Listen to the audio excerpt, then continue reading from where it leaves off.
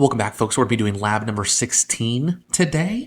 Again, another acid-base titration, although this time we're only going to be taking a look at a weak acid, strong base titration graph. Because remember, at the half equivalence point of the titration, the pH equals the pKa value.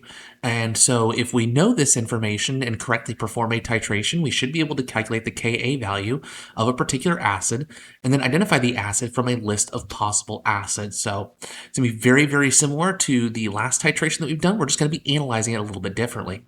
You're going to place about 10 milliliters of 1 molar unknown acid into a 250 milliliter beaker, 25 milliliters of distilled water, and 3 drops of phenolphthalein.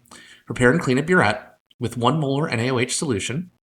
And just like what we've done previously, you're going to set up a pH meter with the Vernier spectral analysis. Slowly titrate the NaOH solution into the beaker, taking the pH every 0.5 milliliters of NaOH added.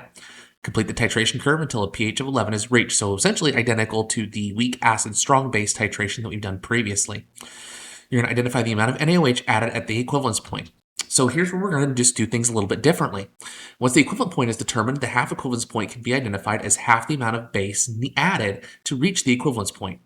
The pH at the half equivalence point is equal to the pKa of the acid, and we can just do some simple math in order to determine the Ka value of the acid. So again, a pretty straightforward lab here. We'll probably do this procedure a couple of times just to make sure that we do have a full understanding of how to go through and analyze those graphs.